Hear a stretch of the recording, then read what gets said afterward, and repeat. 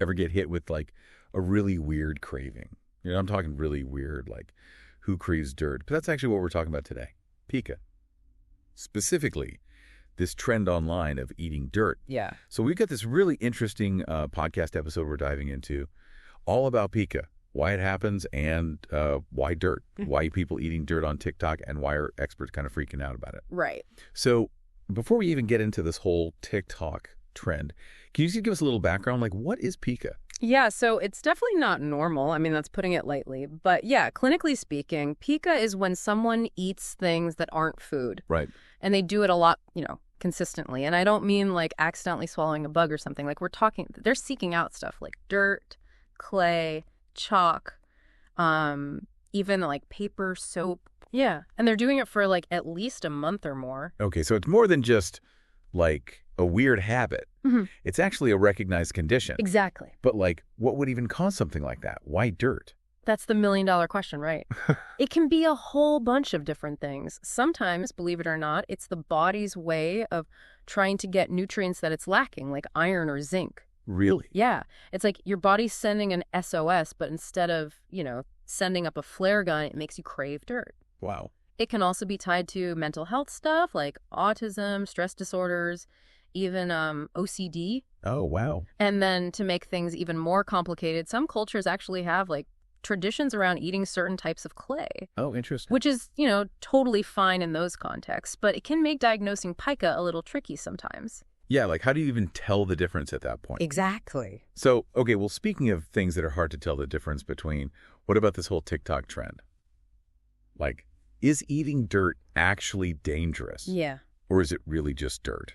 Well, the thing is, dirt's not all made equal. I mean, what you find in your backyard or, God forbid, like a construction site, which some of these videos, that's what they're showing. Yeah. But yeah, that's not something you want to be eating. It's full of like lead, chemicals, heavy metals. I mean, you're basically asking for a world of hurt. It's not as harmless as it looks then. Not even close. It's not just like the dirt itself. It's what might be lurking in it, Right. You wouldn't eat food off the ground without at least like rinsing it off. Right. Same principle applies here. But with dirt, it's even worse. Like, we're talking heavy metal poison. Oh, gosh. And, like, even a little bit of lead over a long period of time can really mess you up. Like, kidney damage, high blood pressure, and for kids, it can even cause developmental problems. See, this is what I mean. Like, TikTok, and then on top of the heavy metals, there's, like, parasites and stuff, too, right? Like hookworms. You mentioned those earlier. Yeah, hookworms. Yeah. They are not fun. They live in the soil. And if you eat them... Well, let's just say your intestines are their new favorite playground. Oh, that's disgusting. Yeah, they're nasty little buggers. They latch onto your intestines, feed on your blood, and they just keep multiplying. Oh, my God. Yeah, it can cause iron deficiency, anemia, stomach pain, diarrhea, and if it gets really bad, even intestinal blockages. Okay, I think I'm officially grossed out. So, we've got heavy metal poisoning, parasitic infections. It just keeps getting worse, but... Wait, it gets even worse, doesn't it? Yeah. Like, even without all that other stuff, eating dirt is still bad for you, right? 100%. I mean, think about it. Your body can't digest dirt. It's like trying to, digest sandpaper. Oh, really? It can irritate your intestines, tear them up even, cause blockages, make you constipated. And if you do it enough, it can even cause permanent damage. It's like playing Russian roulette with your gut. Pretty much. But here's what I don't understand. There are actually people out there, like influencers, who are saying that this is healthy, that dirt has like detoxifying properties, or that it can boost your immune system. Yeah, you'd be surprised at what people try to pass off as healthy these days. But here's the thing. There is absolutely zero scientific evidence to back up any of those claims. In fact, it's actually the opposite. Of course it is. And the real danger here is that these people, these influencers, they have a huge audience, and it's a young audience. A lot of them probably don't know any better. It's scary how quickly misinformation can spread online these days. Right. Like, especially with all the content out there, it's hard to tell what's real and what's not. So what can people even do about this? Like, if someone thinks that they might be struggling with pica, or, they've gotten caught up in this whole dirt eating trend, where do they even begin? Honestly, I think the first step is just acknowledging that it's a real thing. Like, pica is a real condition. It's not a joke. It's not just some weird trend. It's something that needs to be addressed. Yeah. And I think for a long time, people have been treating it like it's some kind of like taboo subject, but we need to start talking about it more openly and honestly. Yeah, no more shame. We need to make it clear that it's okay to ask for help. Exactly. It's so easy to think you can just, like, diagnose yourself these days, with all the information online. But you're saying we really need to resist that urge and talk to a professional, right? Oh, absolutely. Put down WebMD, step away from the search bar. Okay, got it. So no more self-diagnosing.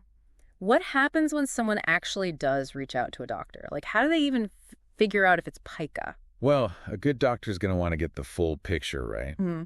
So they'll obviously ask about what you're eating, but they'll also want to know, like, are you having any other symptoms, anything else going on?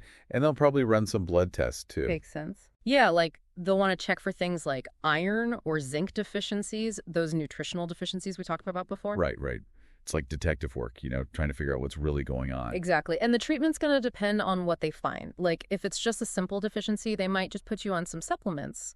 But if they think it's tied to something else, like a mental health issue, they might recommend therapy. Okay. Like, would that be something like CBT? Cognitive behavioral therapy?